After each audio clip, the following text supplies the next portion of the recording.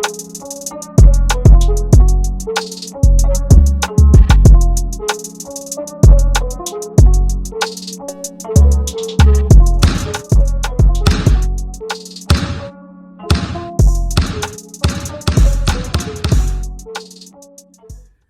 what's up, everybody? This is the first episode of Spell Basketball featuring me, Aslan Williams. I hope y'all are doing well today. And so, with the final set, that's what we're going to talk about today. We're going to talk about the preview of the finals between the Denver Nuggets and the Miami Heat, okay? As you can tell, I am a Nuggets fan, so I'm pretty excited about that. But with being a basketball talk show host, I cannot just be biased. I have to give the facts, the stats, and all that. Therefore, I'm just going to talk about what's real today, okay? So, let's go get started. So, the first topic we're going to talk about today is what does each team need to do in order to win, okay? That's the first topic we're going to talk about. The next topic is who will be the X factor for each team. I have a couple different people that could be an X factor for the teams, but we're going to talk about that. Also, I'm going to go over the stats between the stars, between Bam Adebayo and Jimmy Butler, and the stars on the Nuggets, Nikola Jokic and Jamal Murray, okay? Then, I'm going to give you my prediction, okay? So, thank you all for joining Spell Basketball today. This is a journey that I am super excited about, and it's going to be good. Just simple as that. It's going to be very good, and I know that it's going to be a lot of fun on here. So, moving forward, we'll have guests come on. We're going to talk about, have different people talk about their perspectives, their opinions when it comes to basketball, and maybe some people in the finals and see what happens. But with that being said, we're going to give the background of each team first. So, the Miami Heat went on to beat the number one seeded Milwaukee Bucks 4-1. Then they went on to beat the New York Knicks 4-2. And then they just finished this grueling series with the Boston Celtics 4-3 in a Game 7 after being up 3-0. So Boston definitely almost came back. I'm kind of glad that they didn't. Again, I'm a Nuggets fan, so I think that the Heat were who we needed to play. But that was a great series. Shout out to the Miami Heat for finishing that off. And also shout out to the Boston Celtics on a great year. Derek White, man, the guy I played against in high school, man, proud of you, bro. Keep grinding. You did all that you could, and you played very well. You played very hard. So, right on. Shout out to you, my man. But, all right. So, we're going to just give a little preview. Also, I didn't talk about the Nuggets. The Nuggets, they beat Minnesota in the first round, the AC Minnesota Timberwolves. They beat them 4-1. Then they played against Phoenix, who was favorited to get to the finals this year, and they beat them 4-2. And then they just beat the Lakers. Yes. They beat the Lakers in a fail sweep, okay? I mean, they just swept them, and that was just one of the best things this year, and I'm very glad. Also, shout out to the Lakers. Y'all had a very great season because, quite frankly, I don't think a lot of people thought you were going to be there. So the resilience and the effort that y'all showed was very good. I mean, y'all definitely had Denver on their toes the entire series. Even though it wasn't a sweep, LA definitely had Denver on their toes. And so shout out to the Lakers, LeBron James. Great year. You passed up Kareem for the all-time scoring leader. So congratulations to you on that. And we'll see these latter days of your career. We'll see what you do. All right. So, but let's go ahead and get started. So what does each team need to do to win? I don't know if you all were watching this series, but for me, it was in the Phoenix series when Denver and Phoenix were playing. I'm going to start with Denver first. The Nuggets were moving. They were running. I know they were at home. That altitude has a major factor no matter who you're playing against. But they were running. Everybody was getting touches and all that. But games 3 and 4 in that series, although Jamal Murray was playing very well. I mean, Jamal Murray throughout these playoffs has been averaging 27.7 points a game, 5.5 rebounds, and 6.1 assists, okay? So Jamal Murray has been playing at an all-star level. And in these playoffs, ultimately an MVP caliber level as well. And so Jamal Murray's been playing very well. But the thing that I noticed while watching the game is that the Nuggets lose when Jamal Murray holds the ball. Okay, so what I mean by that is when Denver's moving, they're getting other players involved, they're running plays, they're winning. I mean, they're unstoppable. But when they start going to the one-man game, trying to ISO every time, it becomes a little bit tough for Denver. And you're not getting Michael Porter involved. You're not getting Aaron Gordon involved, KCP, Bruce Brown, all these other people that, can produce. We're not getting them involved as much as they should. And then they were also in foul trouble a few times. A few of the players were in foul trouble. But with that being said, Denver went into the LA series and they were moving the ball. KCP was averaging double figures. Bruce Brown averaging double figures. Michael Porter, Aaron Gordon, everybody was averaging double figures in that series. Therefore, Denver needs to continue to move the ball. They need to continue to move the ball. They have to run. They have to run. I understand there are times, and Jamal Murray has shown, nobody can guard that man right now. I'm sorry. You put everybody that you could on him, and you just could not stop Jamal Murray. And so, but with that being said, I believe if Jamal Murray lets the game come to him, which in Denver's solidified wins, that's what has happened, and he still has had good numbers. Also, Jokic.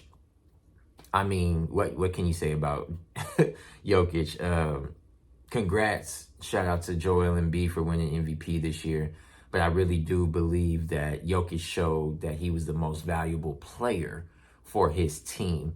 As you look at the stats, or when you look at Jokic come out the game, he has such an impact on the game that the Nuggets do not do well when he's out of the game. Now, I believe it was game 3 when Jokic was in foul trouble and they had to play without him for majority of the third quarter. And then Jokic kind of came in and, put his dominance on the game in the later time of the fourth quarter. But Jokic is averaging, listen to this, as a center, let's just talk about this, okay? Jokic is averaging 29.9, so pretty much 30, 13.3 rebounds, and 10.3 assists, okay? This man is averaging a triple-double in these playoffs, throughout the entire playoffs. Jokic had a 53-point game, 54-point game in these playoffs against Phoenix, and that was in a loss. And that's when, honestly, and Jamal Murray had another good game as well. But the Nuggets are definitely going to have to run. They have to run. They have to continue to move the ball. They have to continue to get their teammates involved. Now, if the teammates aren't showing up and aren't coming together, by all means, Jokic, Murray, do what you got to do. Go in. Because at the end of the day, without y'all's pretty much 60 points combined a game throughout this playoffs, we would not be here. So, but get your other teammates involved, right? For the Heat, so what I think the Heat need to do in order to win this series, their bench has to show up. I truly think that the Heat, well, let me just say this. The Heat have also, as a bench, averaged more than the Nuggets bench, okay? The Nuggets have pretty much gone 7 deep when it has come to the depth of who is playing. So you'll have your starters, which include Jamal Murray, KCP, Michael Porter Jr., Aaron Gordon, and Nikola Jokic. And all of them are averaging double figures. But the only one that's really averaging anything really off the bench has been Bruce Brown at 12.2 points a game. So what the Heat need to do is definitely use their bench. You have Duncan Robinson. I don't know if they keep speculating something about Tyler Hero maybe coming back, but that's another 15 to 17 points a game off the bench that they can get if he does come back. But they've also had Kevin Love, which I think he is going to be an X factor, and I have that in who will be an X factor next. But Kevin Love, Kyle Lowry, like they also have a very potentially productive bench that they can use. And so it's just a matter of, are they going to use them and are they going to show up? I think Denver defensively has more bodies that they can throw at the players that are getting hot. So you can throw a Bruce Brown, you can throw an Aaron Gordon, you can throw a KCP, or even a Jeff Green at whoever is kind of heating up at the moment. And so with that being said, I think the matchup for the Heat that they should use, and it depends on who starts, because Kevin Love has started some games in the series.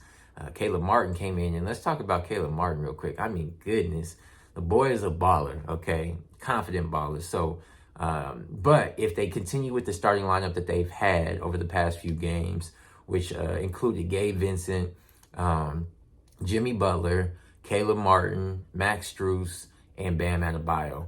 With that starting five, I truly believe Denver has the upper advantage in that. And so I think that's why Kevin Love is such an important X factor for the Heat, just simply because he's a bigger body. He's a good defender when he takes charges. He's a great outlet passer, and he can knock down the three, okay? So Kevin Love he's just not completely useless anymore. So we'll continue to watch out for that Kevin Love X factor. Kyle Lowry, been there, won a championship with the Toronto Raptors in 2019. He's going to have to be a major X factor coming off the bench because, I mean, he's only averaging 8.8 points a game right now. However, he still has game, okay? And he can still make a difference. He hit a shot last night. I mean, not Boston, but Miami was up pretty much, but he hit a shot that was big. And I thought it kind of took the life out of the rest of the life out of Boston after he hit that shot, going to his right over Jaylen Brown.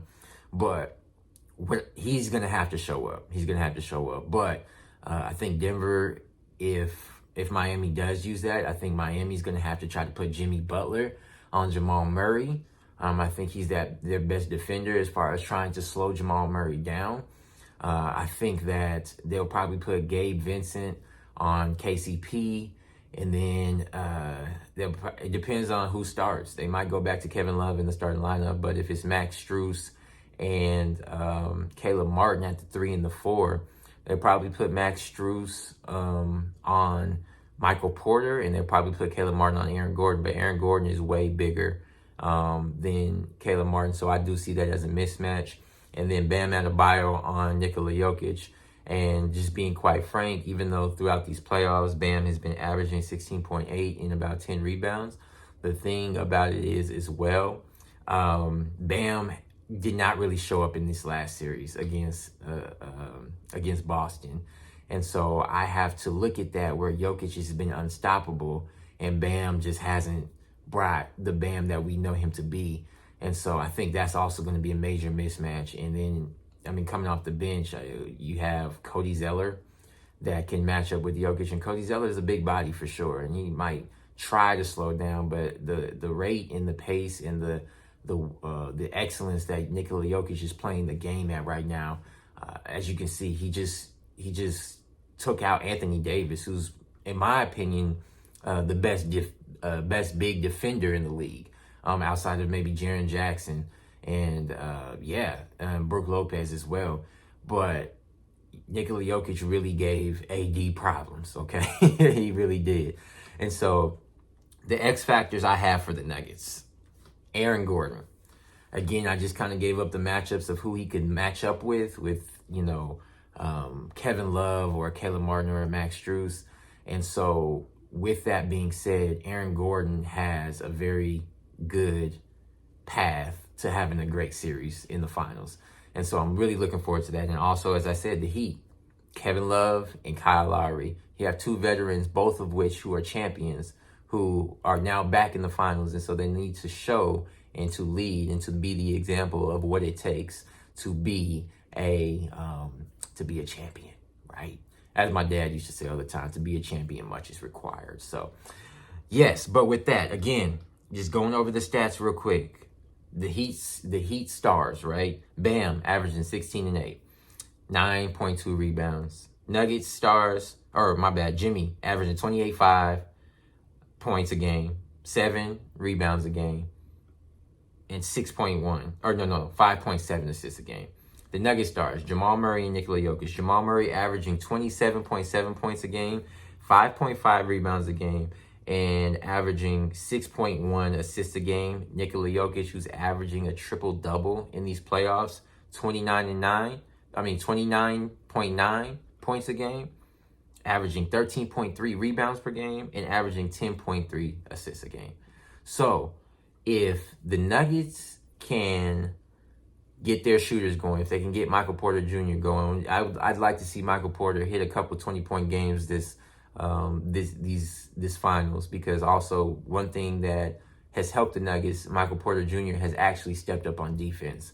And so with that being said, that's been a great addition to the Nuggets, simply because he has not scored like we know him to do, but he has been making an impact in other areas. And so again, it's going to come down to the bench, I think, with this one for the Heat.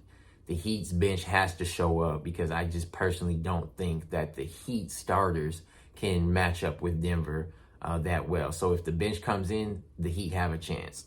With that being said, my prediction for the finals will be the Denver Nuggets winning their first NBA championship. And this is amazing, considering this is the first time that they even been to the championship. But I have the Denver Nuggets winning this championship in 5 games. Okay? I have the Nuggets winning in 5. I think the altitude will have a factor, especially, the Heat coming off of a grueling series with the Boston Celtics. And I think that Denver also is very capable at winning on the road, but also the Heat are very capable at winning on the road. Most of the games that they have won, actually, they have won more games on the road in these playoffs than they have at home. They have won 10 games on the road and won 8 games at home. So the Heat are also a very dangerous road team. And so if Denver can, run them and keep them going, I have the Denver Nuggets winning in 5. And so I am excited for these finals. It's going to be such a great just experience for both teams. You have an 8 seed that came out the East. You have the number 1 seed, and Denver's been number 1 since December. This is their first time getting to the NBA Finals, as I stated just a couple minutes ago. And I'm excited. I'm excited as a Nuggets fan, but I'm also just excited as a basketball fan. And so with that being said, this is the first episode of Spell Basketball. Okay, I'm so excited. More content's coming soon. If you have not subscribed, go ahead and hit that subscribe button. If you got any questions or comments, or you got your own opinion, type them in the comments, type them in the chat, and I'll be answering them as much as I can. But I'm so excited for this new journey. And again, y'all, we're going to go out and we're going to do this thing, okay? This is Spell Basketball with the stats, the facts, and all that. Y'all have a blessed day.